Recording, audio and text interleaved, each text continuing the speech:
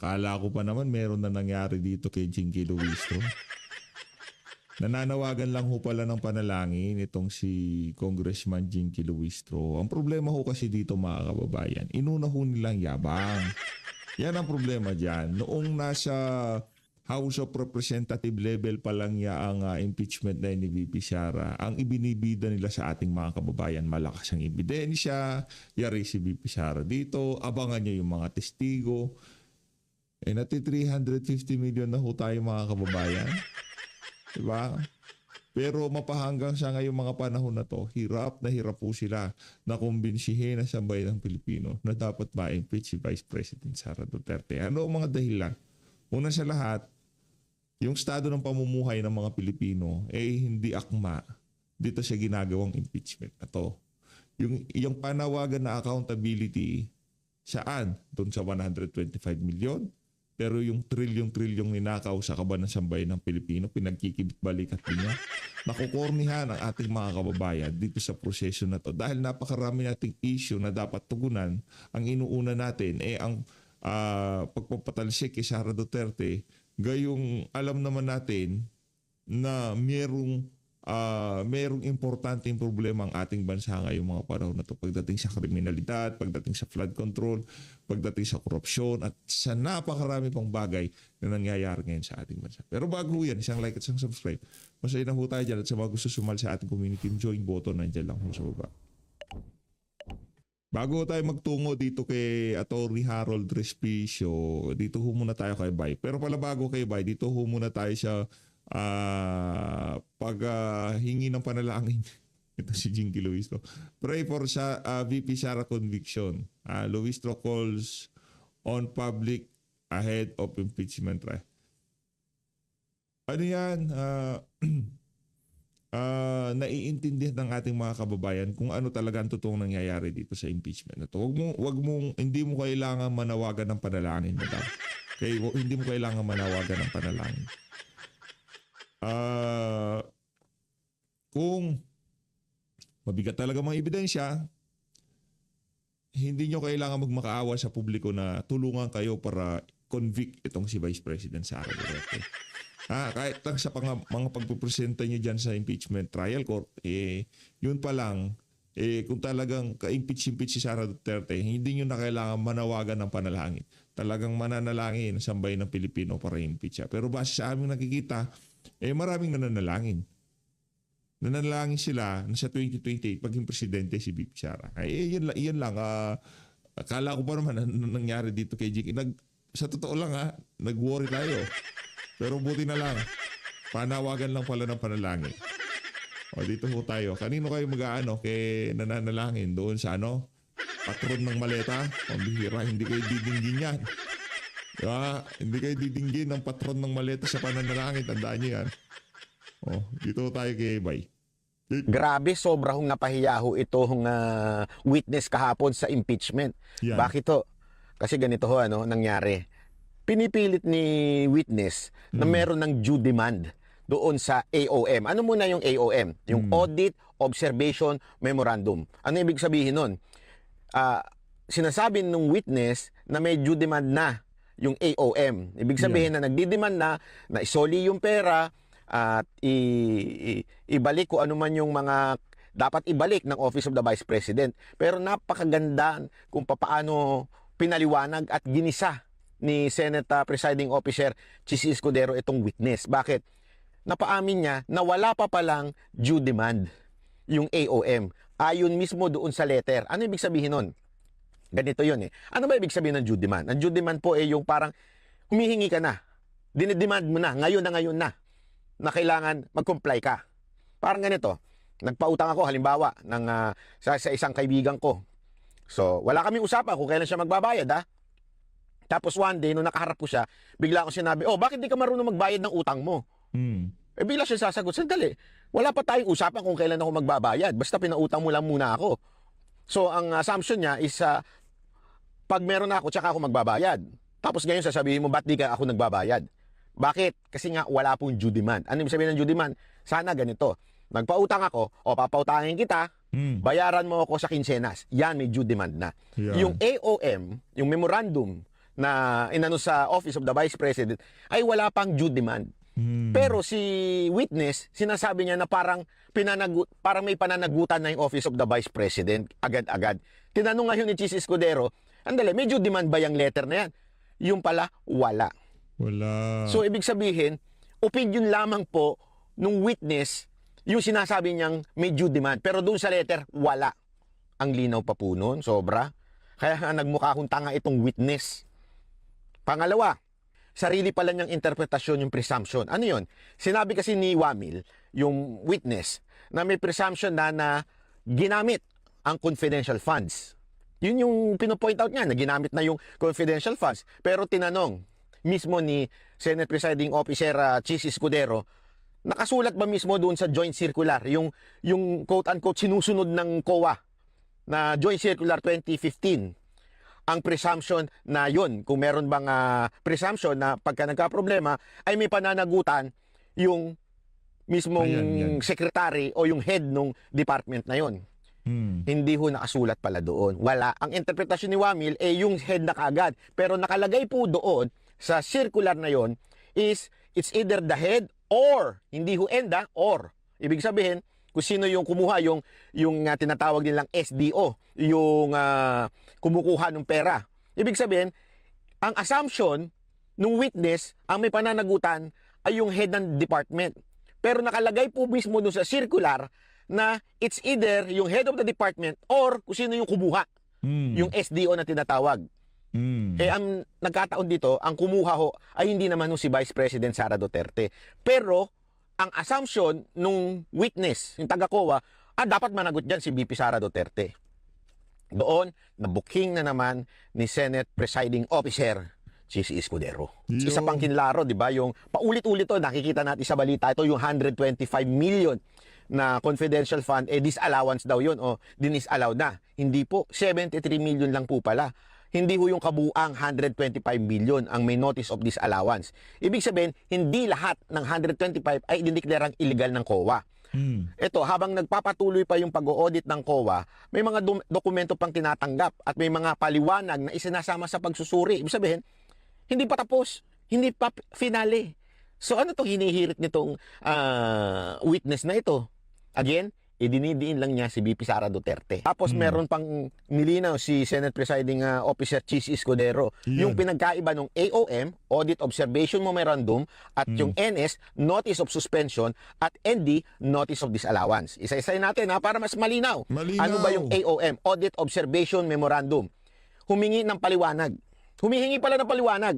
Kulang na doon sa kulang sa dokumento. Hindi pa ito final findings. Ano naman yung NS? Notice of Suspension. Pansamantalang sinususpende ang settlement ng isang transaksyon. Ibig sabihin, suspension.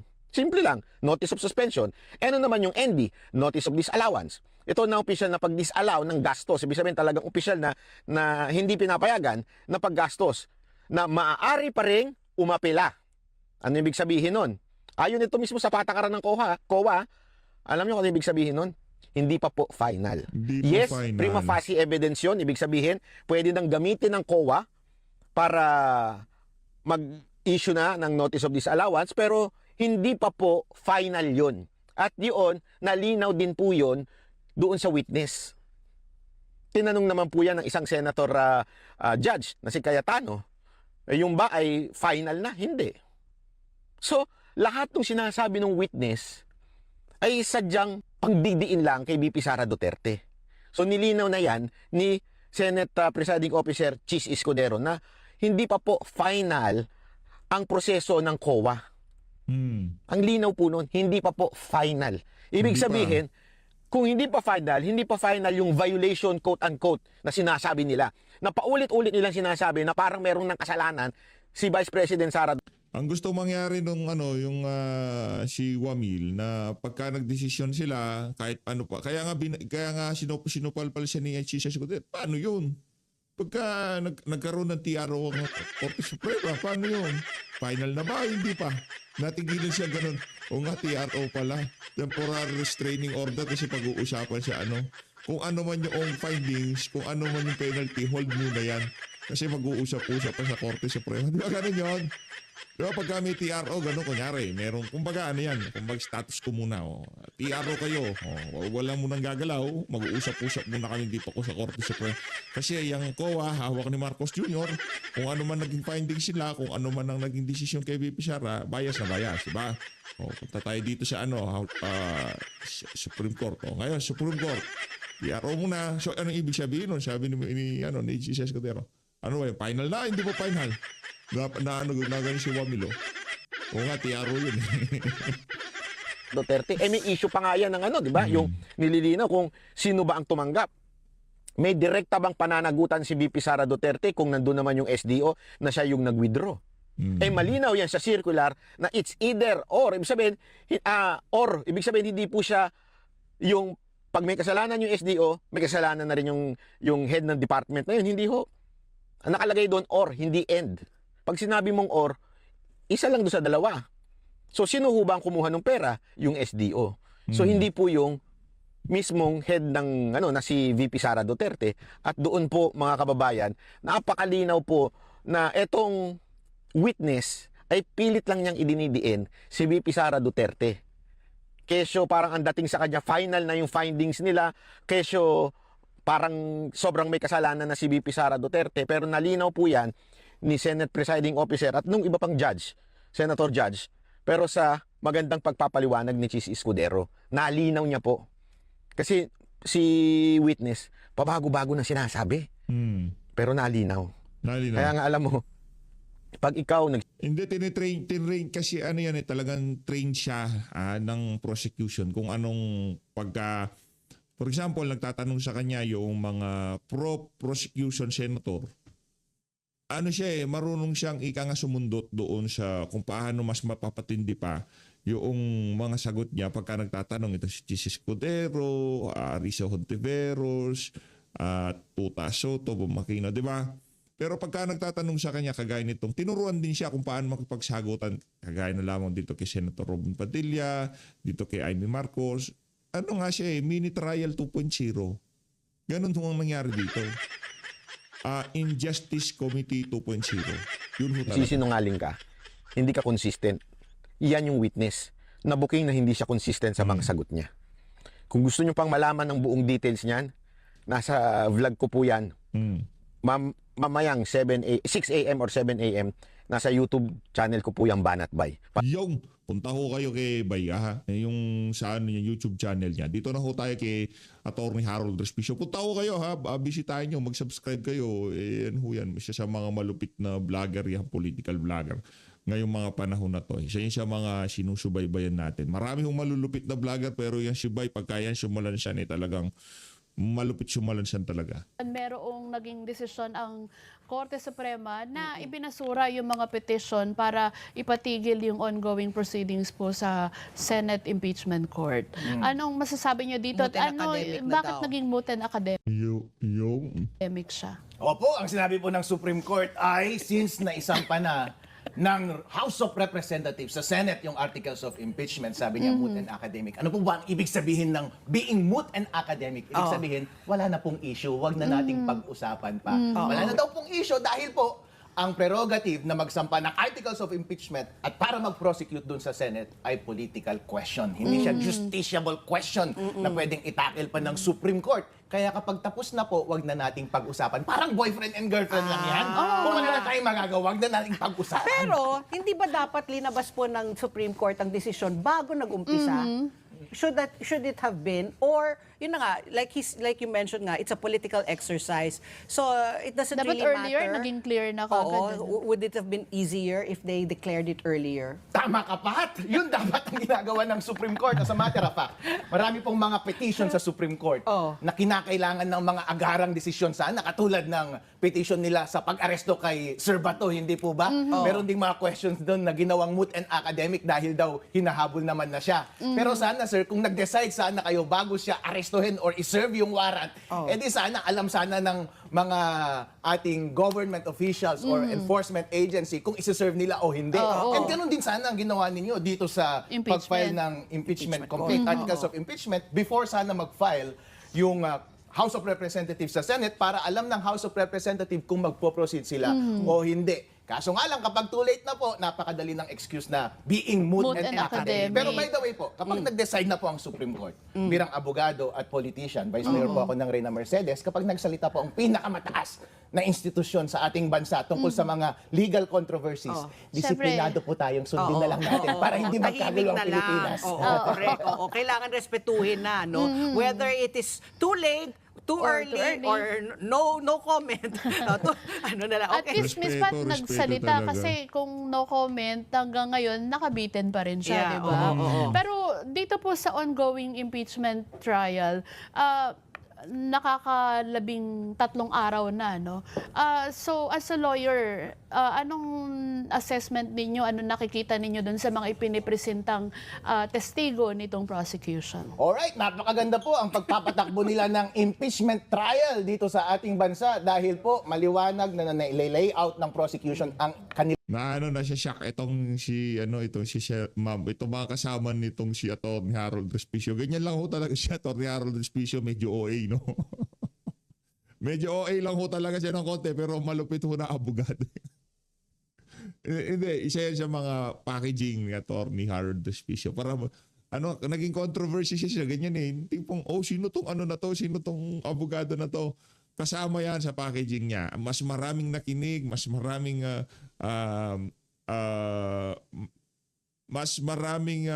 nag-viral siya dahil sa ganyan na style niya. Kaya palakpakan natin itong siya. Kulang pa, Atty. Harold, kulang pa ng konti. Dagdagan natin. Idol. Kudos. Shout out kay mega love shout out kay Atty. Harold.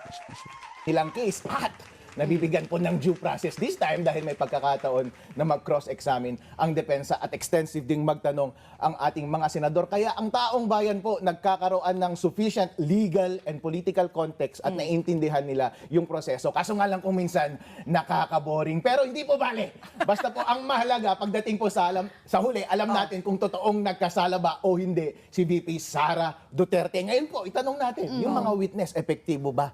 Yun Na ipakita So nila far, ang guilt ni VP Sara Nakakadalawang Duterte. articles of impeachment Opo. na po na tinatalakay. Yung nakakadalawa una, na tayo. yung Yung tungkol grave dun threats. sa grave threat. Tapos Di ba sabi nila kung ano, i-atras na nila yung ibang mga articles of impeachment pagka nakita nila na okay na, pwede na yan. Sa tingin natin, wala po. Ngayong mga panahon na to, wala pa silang i-atras. ngayon naman ay dun sa misuse of confidential fund and intelligence funds. Oo. Yung dito po, ang iniharap nila, una pa lang na testigo ay yung dating Attorney state Wamil. auditor. So Opo. far, how is he as a witness? Tanong ko po sa inyo, Weng and Pat, sa tingin niyo po ba ay sufficient na yung iprinesenta ng prosecution para ma-impeach si VP Sara Duterte sa mga articles na prinesenta nila so far? Hindi po kami abogado eh. Hindi kami abogado. Hindi Binalik ang muna kami question. magko-comment kasi baka sabihin Baka sabihin, oo. nagmamarunong kami eh. Hindi po. No, that's why so far as a lawyer, the legal proceedings, has it been sufficient in form and in substance? Has it been impartial at the very least? Sige po, si Atty. Harold Respicio na Sige. lamang ang magmamarunong. Oo. Ang teorya po ni auditor, CPA lawyer na si Attorney Wamil ay ganito po. Kasi meron pong provision doon sa circular ng COA na nagsasabi na kapag ikaw ay accountable officer at upon demand, sinabi na mag-liquidate ka at hindi ka nag-liquidate, prima facie Yeah. na ikaw ang nagnakaw. Ayun po ang tanong. Una, prima facie. Ano pong ibig sabihin ng prima facie? Presumption lamang. Ano ba ang proof na required para ma-impeach? Sabi ni Senator Defensor Santiago noon, less than proof beyond reasonable doubt, pero more than substantial evidence. Pero nasaan po yung presumptive or yung prima facie? Less Wala than pa. substantial. Less than. Therefore, sufficient ba yung presumption na yon para ma-impeach si VP Sara Duterte? Hindi po. Secondly, accountable officer ba si VP Sara Duterte? Doon din po, sa same circular, nakalagay po doon, ang accountable officer ay ang siyang may hawak ng pera or may kakayahang humawak ng pera. At sino po yung taong iyon? Ang nakalagay po sa circular, yung head of agency si VP Sara Duterte or yung isang special disbursing officer. Yung- Or ang nakalagay, hindi end. Kapag end po ang nakalagay, ibig sabihin pwedeng sila ang Silang sabay. dalawa. Kapag or, it's either one One or the person other. or the other. Alam niyo naman ho yan pag sa bangko, di ba? Pagka magbubukas kayo ng account or tsaka end. Di ba? Pagka end, dapat pag mag-withdraw kayo, kayong dalawa nakaharap. Or kahit sino siya dalawa. Tama ba? Di ako abogado siya to, may Harold ako abogado. Wala akong ka-oro, ka-ende. Pero since meron ng special disbursing officer, hindi na si VP Sara Duterte yun. So Yeah. hindi na siya yung accountable officer. So hindi na rin dapat siya yung magsasuffer ng presumption na ninakaw yung pera. So ang sisisihin dapat natin ay hindi si VP Sara Duterte, disbursing. kundi yung disbursing But there was officer. also, they were able to show that VP Sara signed off eh. Sa mga plano po, Vice Mayor din po ako, Presidente rin po si BBM, lahat po ng Head of Agency, nagsasign po yan sa mga papeles. But where does accountability come in? Kung sino po yung humawak ng pera. Yun po ang nakalagay sa circular, kung So- sino ang humawak ng pera. So parang ako I just play devil's advocate. So kunyari ako yung disbursing officer, inutusan ako ng boss ko. Syempre ako nakasign, sabi mo nga no, pero may approval niya.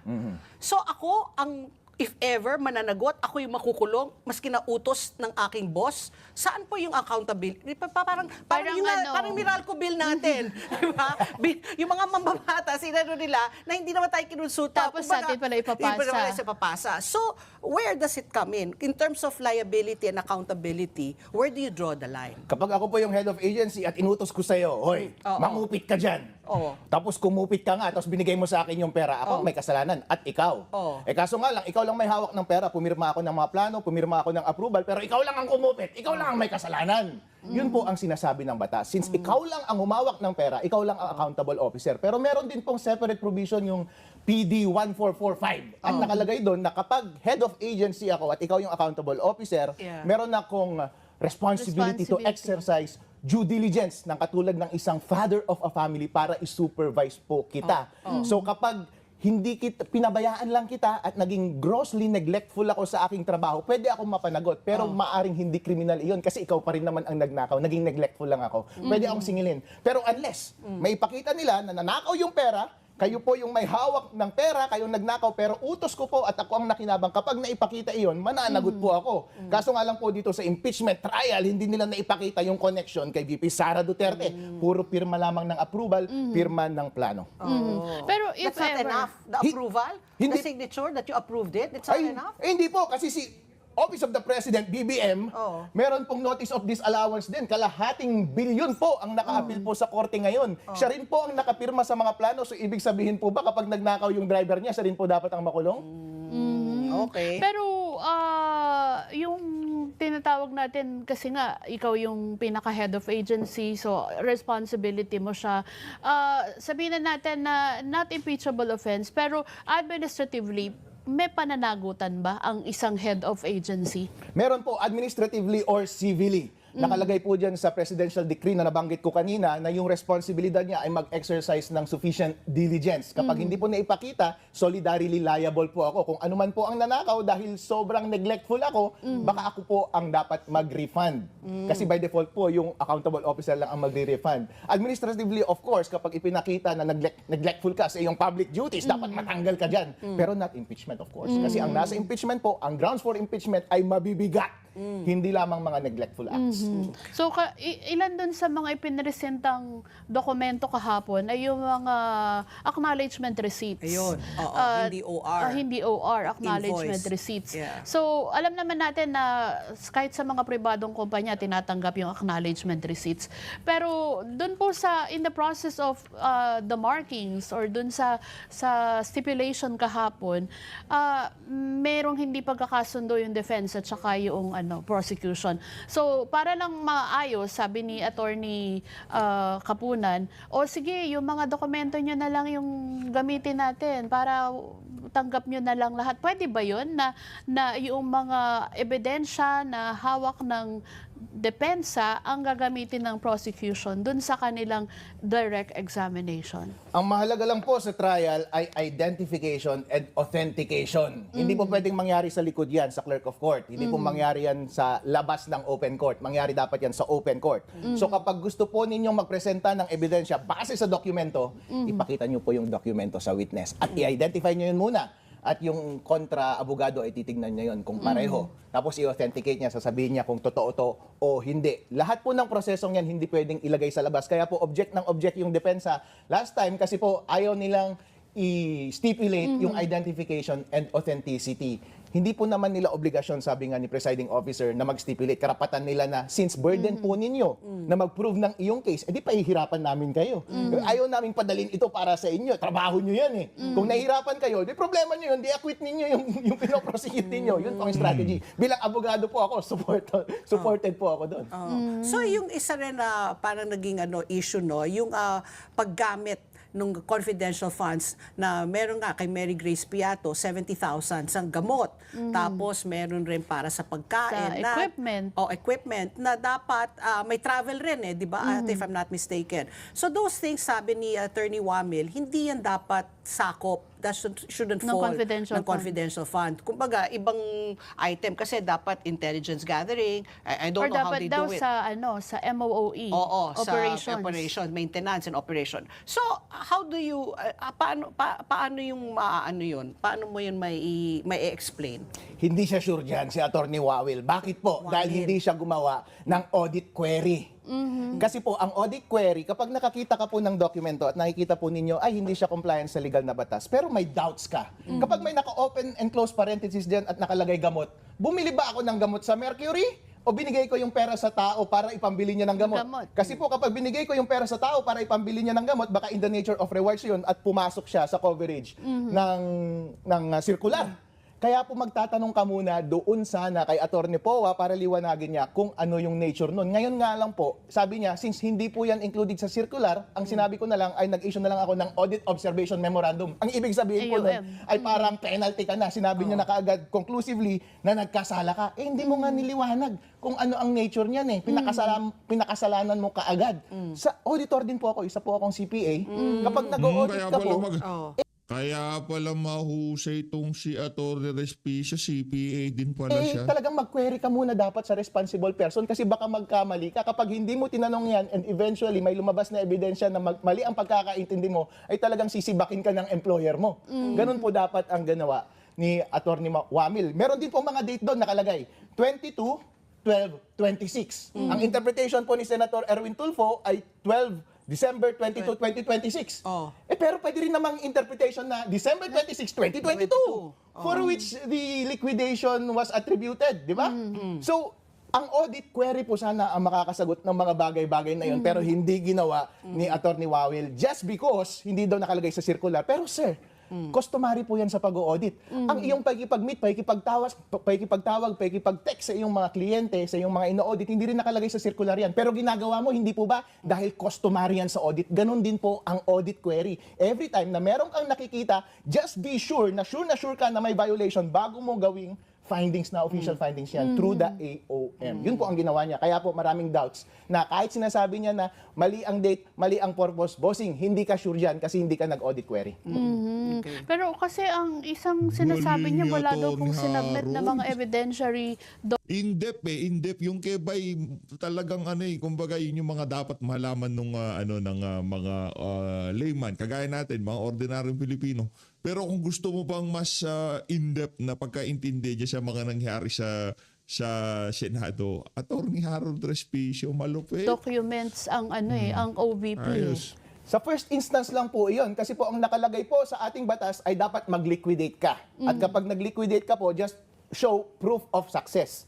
In the belief ng mga staff ni VP Sara Duterte, nung nasa DepEd siya at saka nung nasa OVP, ngayon nasa OVP siya, sa kanila sufficient na po iyon. Kapag may kakulangan po at may question ka, di tanungin mo at request ka pa ng additional document bago mo tapusin yung audit ka. So nga lang po, madali-dali. At yun din po ang naobserbahan natin kahapon sa hearing, naobserbahan ng mga senador na medyo bitin ata yung ginawa mong audit. Kasi paper-based lang ang ginawa mo, hindi mo alam yung context ng confidential transactions, national security, kapag nakikipag-transaction ka ba sa mga rebelde, informant ng mga rebelde at mga terorista, meron bang official receipt yan? Yung mga ganun po. So walang context, sinabi na rin ni Senator Panfilo Lacson, paano mo nasabi na illegal hindi yung totoong pangalan mga na yan, tao wala ito. ka naman palang security clearance. Paano mako-conclude yung mga bagay-bagay na yan? Therefore, masyado kang nagmadali sa audit, hindi mo ginawa lahat, hindi ka nag-attain sa pag-o-audit po. Bilang auditor, responsibilidad po namin na magkaroon ng reasonable certainty or assurance, kaya nga po reasonable assurance ang tawag kapag nag-audit opinion, na tama ang iyong ginagawa. Kaya kapag puro dokumento ka lang at wala kang verification sa source people or counterparties, kulang po ang iyong trabaho. Dahil po, baka meron silang alternative explanation na ma-justify bakit ganun ang nakasulat. Baka i-correct nila yung nakalagay doon or dadagdagan nila ng documentation. Hindi ka po mag-i-issue ng audit findings in the first instance na magbibigay sila sa'yo ng documents. Ang isang napansin pa nga ni Senator Lacson, dapat daw magkaroon ng recommendation na ayusin yung Proseso. circular at isama yung parang in-evaluate mo na parang tukuyin mo kung totoo ba itong mga taong ito in the process of your evaluation. Tama po, kapag isa yun sa kanilang audit objective. Kaya dapat malinaw po muna yung audit objective, hindi lamang malinaw na sasabihin na titingnan ko yung document, therefore mali. Dapat nakalagay po doon yung audit objective to verify kung sino yung tao. Bigyan ko po kayo ng analogy sa private practice kasi nag-audit po ako sa private practice. Kapag may nakalagay sa balance sheet mo na merong nagkakautang sa'yo na isang kumpanya, isa po na proseso dyan ay tatawagan mo yung kumpanya at kukumpirmahin mo kung totoo yung utang niya. Dahil kung hindi po totoo, saka mo i-cross out. Pero hindi po automatic na i-cross out ko yun without calling him kahit kulang-kulang po yung documentation. Kasi in the end po, ang objective ko is ma-verify whether that debt exists or whether that company exists. So, kung hindi po objective ng audit nila to determine yung authenticity ng tao na nakalagay doon, edi wag niyong ilagay sa findings ninyo kasi hindi naman yan objective eh. So are you saying also na kulang yung audit findings? It is not sufficient. Kulang na kulang yung audit findings and for that purpose, kulang na kulang din po yung ebidensya to declare the guilt of VP Sara Duterte. Kaya titignan po ninyo, ang impeachment trial po ay para tanggalin ang isang democratically elected official kapag OVP, kapag Vice President ang ini-impeach natin. May mandato po yan ng ating demokrasya. Kaya nakalagay po sa ating saligang batas na mabibigat dapat yung mga pagkakasala na kanyang ginawa. Ang naipakita lang po so far ay magagaan na pagkakasala at pagkukulang ng accountable officer na hindi siya or ng kanyang mga staff. Tingnan po ninyo, kayo rin po ay mga may negosyo din po at nagtatrabaho, may mga staff po kayo. Tinitignan niyo po ba yung mga resibo? Isa-isa? Yung kada resibo po, Kaya tinitignan niyo sa po ba? liquidation dapat sinecheck yun. Sinecheck po ninyo, pero yung dapat reasonable less lang ang tinicheck ninyo, hindi nyo tinatawagan ng kada tao. Hindi nyo tinitignan kapag ganyan kakapal yung attached documents. Hindi nyo po Hindi, titignan mo lang kung ano yung glaring, 'di ba? Yung parang kaduda-duda, 'di ba? My next question, Attorney Harold, ito. By next week daw, itatawag yung former special disbursing officers ng DepEd, OVP, na si Jean Acosta ng OVP, Edward Fajarda ng DepEd. Na tinatawag na nila malamang hostile witness. So, sa pagtawag po nito, sila ba, if ever, ang magiging accountable base sa Dun kanina mo sa sinabi sinabi mo? ninyo. Oo, kasi sila yung pumirma. So, if ever, sila ba ang Sila yung may mananagot? hawak ng pera. Sila ang babalik ng 400, na kina-question na 600 million, if ever, mahigit? Opo, ngayon po, prima facie na sila ang nagnakaw ng pera kung mapapakita nila na nawawala talaga yung pera at insufficient yung liquidation. Tingnan po natin yung word ng presumption, kapag lumalabas yung presumption dun sa circular, failure to liquidate. Nag-liquidate po ba sila? At least nag-attempt silang mag-liquidate. AR, ng acknowledgement receipt. Ang tingin lang po kasi ng auditor ay insufficient yung mga document na yun. Pero kapag gusto nilang bigyan ng sala si VP Sara Duterte, technique, prosecution, turuan ko kayo. Dapat mai-elicit nyo sa kanilang bunganga na si VP Sara Duterte mismo ang nagutos. nag-instruct sa kanila na kupitin nila yung pera at ibigay yung pera kay VP Sara Duterte. kanya. Kapag walang ganong nexus, hindi nyo pwedeng bigyan ng sala si VP Sara.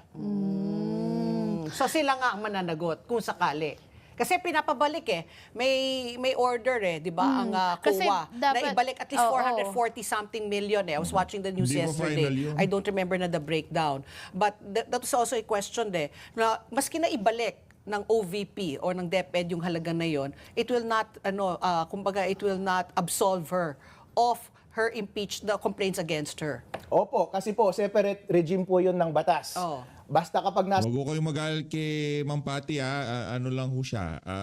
Demons advocate lang ho siya dito sa segment ng video na to. Demons advocate. Devil ba? Devil's advocate pala, sorry. devil's advocate ho. Sa COA tayo, kapag may notice of disallowance, ibalik mo daw Ibalik yung pera. mo. So, ibalik mo yung Libre pera. ka na. Whether or not, kakasuhan ka nila sa ombudsman, isang regime po ulit yun. Kasi sa paniniwala po nila, merong prima facie evidence na misappropriate ng accountable officer yung pera. So, good luck po sa kanila. Ayan, ako, masalimuot pa ang impeachment at mahaba pa ang tatakbuhin. Dito naman tayo sa isang issue. Medyo mahaba itong mga discussion natin. Yung flood control. Kasi nung SONA, sabi ni PBBM, kakasuhan na daw yung dating Speaker of the House. Siyempre, yun yung kanyang pinsan. Pero hanggang ngayon, nag-aabang pa rin yung mga kababayan natin kung ano na ba ang status after 2 weeks na after ng SONA. Opo, hindi lang po 2 weeks after SONA dahil si 1 Jesus year, Crispin Remulla at saka siya rin mismo nung mga nakaraang buwan pa po ay nagsasabi nakakasuhan na yung mga mastermind katulad nila Zaldico at nila Romualdez at saka yung mga bodyguard daw ni Zaldico na silang nagpaikot-ikot at nagbayad ng pera at nagnakaw ng pera. Pero ang bottom line po, sino po ang tinuturo nila? Secret! Yung executive daw. Sino ba ang executive natin? Base sa saligang batas. Pero by the way po, ang naobserbahan lang po namin na nakakasuhan ay sila Senator Marcoleta, Mike Defensor. Ngayon po, inuusig nila si Lian Leviste at saka si Congressman Jing Paras. Hindi ko alam kung mababait o masasama itong mga taong to talaga, pero na may nakikita akong pattern, sir. Kasi po, itong mga nakakasuhan ngayon ay silang mga consistent na nakikriticize po sa inyo. Ang malaya na lang po ngayon, sir, ay para ma-perfect nyo na ang inyong score ay ako at si Meow Meow. Nako. Si Lian malapit na rin kasi may kaso na. May kaso na rin po kami. Pero madaliin nyo na lang po yung kaso namin ni Meow Meow para lahat kami na nagkikriticize sa administration ay nasa kulungan na po. Yung Ay, kaso meron pa. Senator Cayetano. Ako naman, I was going to ask yung kaso ni Senator Bong, former Senator Bong. Hindi ba yun medyo Kasi nakapagpiyansa. Plunder. Plunder. Paano po yun? Pwede nyo Alam ko, i-explain. Okay Ano po, ba siya? misnomer po parati yung sinasabi nila na non-bailable ang mga capital offenses o kaya yung mga offenses na halos habang Ano ba yan, buhay Atty. ang Haro? pagkakaparusa. Ang accurate po na naming dyan ay not bailable automatically. Non-bailable kasi po, Ever. kailangan mo, ever, not non-bailable, ever. So kailangan mo po ng patunayan doon sa korte. In the meantime, makukulong ka muna. Pero kailangan mong patunayan na yung guilt mo ay hindi malakas. So, less than proof beyond reasonable doubt po yan. Bago kanila palayan. Kasi nga naman po, kapag na-convict ka, baka lumipad ka na ng ibang bansa. Yun po ang ginawa. Flight risk. Yes, yun po ang ginawa ni Senator Bong Revilla at ganun din po nasa parehong predicament po sila Mike Defensor at Senator Marcoleta ngayon kaya nakakulong sila in the meantime. I'm sure ang priority nila ngayon ay mag-petition for bail at magkaroon ng hearing and to prove na yung evidence of guilt is not strong. So sabi po ng Sandigan Bayan, yung evidence na pinesenta ng prosecution ng ombudsman during that hearing for bail ay hindi po malakas. At isa sa mga nabanggit nila ay nagbigayan daw naman kasi ng pera before pa nailabas yung funds. So, okay, so hindi pa daw public funds yun. So anyway, bahala po kayo dyan. So, nadaan sa technicality. Pero naano sa kanila na po. Kung yun po ang finding nila, alright, mag-bail ka, Pero Senator, at paano makalaya ka yung muna. sa kaso ni Senator Jinggoy Estrada? Kasi bagamat meron siyang pending petition para makapagpiyansa siya, pero may naunang dinismiss yung Sandigan Bayan, yung kanyang petition para doon sa fixed amount of bail. Anong ibig sabihin nun? Bakit merong ganon? Kapag, usually, sa tingin ko po, kapag nag-a-ask ka na, nagmo-motion ka na to fix the amount of bail, ibig sabihin po, hindi na set yung bail amount ng prosecutor or ng ombudsman. Pero kapag, sa tingin ko po, yung balitang yan na nangyari noon ay hindi mo kasi po kailangan mag-bail kapag walang fixed amount. So, pwede kang lumabas on recognizance ang tinatawag. So, bailable po talaga siya. Kaya pag may naisampang kaso, may warrant, nahuli ka or nag-surrender ka, hindi mo kailangan mag-bail para makalabas. So, kung sa ibang instance naman po, pag mag-fix ng amount ng bail or nakaligtaan lamang ng prosecutor or ng ombudsman na mag-fix ng bail, yung korte po ang mag-fix ng bail finally para makapagbayad siya ng bail. Pero kapag non-bailable po, sa huli po yan ginagawa. I-prove mo muna na hindi malakas ang ebidensya para sa'yo, saka ka magpapa-fix ng bail. So si Senator Jinggoy, baka ganun din, 1 million rin ang kanyang bail. Ang kanyang Kasi si former Senator Bong, 1 million. ngayon, more or less halos pareho, or paano nga, how do you arrive at that At saka ito po number? isang curious ako, kasi may iba-ibang kaso yung kinakaharap nila, may plunder, may malversation, Oo. merong graft and corruption. Doon sa ibang aspeto, bailable, kagaya sa graft and corruption. Tapos may plunder sila. So sa plunder, hindi sila pwede mag-bail. Bakit nagbe-bail pa sila doon sa graft and corruption? Kung hindi naman sila nakakulong din naman makakalabas. sila. Exactly, Weng. Ganyan po, kapag kinakasuhan po sila, syempre, madaming ikakaso sa kanila. Correct. Merong pong bailable at merong non-bailable. Bailable. Bilang abogado po, kapag non-bailable at nakakulong siya, hindi ko muna papansinin dapat yung mga bailable. Kasi kahit nag-bail ako doon, di pa rin naman ako makakalabas in any event. So, Oo, ipaprioritize ko useless. po yung hearing for bail ng non-bailable offense. And then kapag tapos na po yun, sabay-sabay ko po silang babayaran lahat para sa lahat makakalabas po ako. Pero yung iba kasi kahit pa hindi pa nasasagot yung sa non-bailable, nagbe-bail na din sila. Opo, kahit nag-bail ka po, nasa kulungan Hindi ba ka pa rin parang for the other sayang offense. yung hindi ba para nasasayangan lang ako dun sa binabayad Ay, na. wag ka naman. They will pay anything para lang makalaya. Ito, attorney, kasi nga yung may dalawang articles na narinig. So far, yung Article 4, which was the first one, tapos yung ngayon, Yung yung Article Article 1. Oo. So far, sabi ni Attorney Powa when we had him on the show a few weeks ago, you just need one. Diba? Para ma-impeach ka. Not all four. You don't have to be guilty on all four. When do they announce or when do they make the decision? After all the hearings? Tapos ano na lang muna, parang, because it's a popular, kumbaga it's sabi nga nila, it's a political exercise eh. So ano yan, mag-ano sila, digital listening, kung ano ang sasaloobin ng mga tao bago sila magdesisyon? Kung maalala po ninyo sa panahon ni Chief Justice Corona noon, pinatapos muna lahat ng mga hearings at lahat ng articles. At meron din po, during the course of the proceedings, nag-withdraw sila Inurong. ng mga articles kasi sa tingin po ng prosecution ay sapat na, Sapat na. yung na-establish nila na ebidensya. Oo. Kaya po, kapag nagbobotohan po, tapos pagdating sa uli, magbobotohan lahat ng senador, ang wish po ng prosecution ay meron sanang 16 na magboto sa kanila ng at least isang articles. Kaya po, yun ang tignan natin. Pero tama po yung sinabi nyo, Miss Pat, dahil primarily political exercise pa rin itong mga taong ito. Ang ating mga senador ay representative ng taong bayan. Dapat nilang i-reflect and i-carry yung sentimiento ng publiko. Kaya responsibilidad nila na kapag boboto sila, ay dapat reflective iyon ng damdamin ng Sentimento. taong bayan. Okay, maraming salamat, Attorney Harold. Very Ayun, maraming salamat, Attorney Harold. Dito na una tatapusin ng ating reaction video. Maraming salamat sa pag-support sa page update. Mag-ingat ako kayo lahat. Manlahat, Pilipinas.